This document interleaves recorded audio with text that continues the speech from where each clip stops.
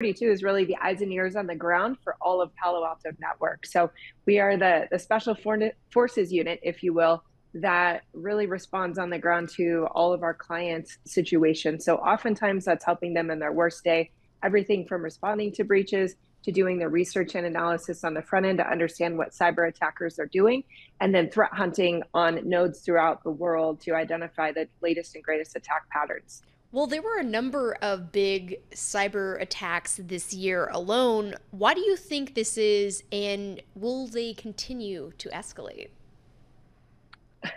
They unfortunately they absolutely will continue. I think we're you mentioned it. Cyber is really the story in terms of a major industry moving forward.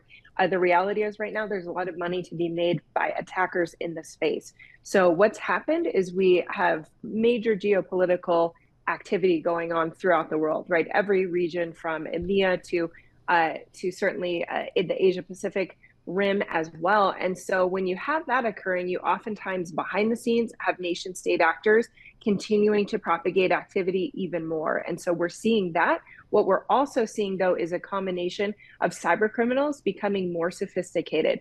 Again, this relates to money being made and the reality that there's a lot of money to be made in the space, but cyber criminals in particular really understand how businesses operate, their level of interconnectivity between B2B type of markets, and they're taking advantage of that as we speak.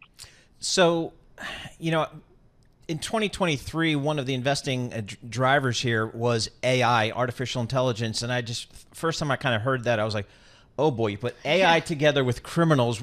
How bad can this get? So how do you guys at Palo Alto Networks, when you talk to your clients, how do you frame out AI as an opportunity, but as also a risk? Absolutely. So I think with any new advancement in technology, there are pros and there are cons. On the pro side, we have leveraged AI, in particular precision AI, as well as machine learning, to advance our technologies and detect these attacks. And that's been going on for years. But what we've seen over the past year in particular is the advancement of generative AI. And that is obviously enabling a lot more effective human communications. And that's everything from written to verbal, and in some cases, video. So we think from a defender perspective, there is a whole lot of great things that we can leverage from Gen AI, and we're doing that today to advance our analysis to make sure that we're leveraging our human resources for the most difficult problems and automating as much as possible on the front end for our machines to solve.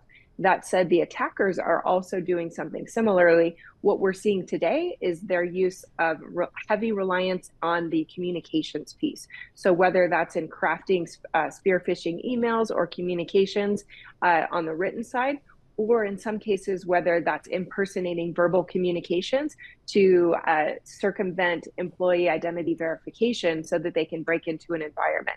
We're seeing the full spectrum. Talk to us about this new SEC ruling and how it relates to cybersecurity.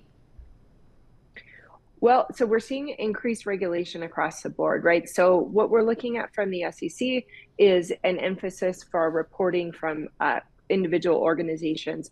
I think the challenges are in terms of timeframes. Oftentimes, the least, and not oftentimes, always, the least at the beginning of an investigation. And so those first 48 to 72 hours to weeks are really where we're identifying a lot of information, and it can be very dynamic, right? It is changing constantly.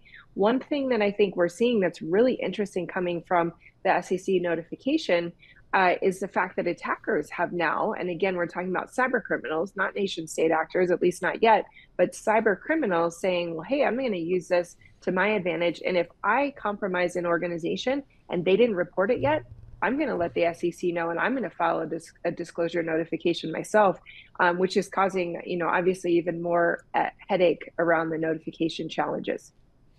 Wendi, do we know what percentage of cyber crime is by individuals, a couple knuckleheads in the garage versus, nation states? That's a great question. I'm not sure anyone can answer that completely comprehensively, but I would say a significant amount of the activity, certainly that we see and that our competitors see, is focused on nation state. The difference there is that it often, really runs under the scenes, right? It's not something where these attackers are stealing information and data and then sharing it publicly, right? They are providing it to some sort of analytical capability on the back end so that they can identify information usually targeted against a political objective. That's very different than when you have a cyber criminal who's looking to cause disruption to business, right? We're seeing that today with disruption to retailers, on their busiest period, trying to satisfy orders before the holiday season. And, we see that over the past few months, you saw disruption in Las Vegas in terms of operational impact. People can't check into hotel rooms, They can't place bets, right? So we see really two different objectives there.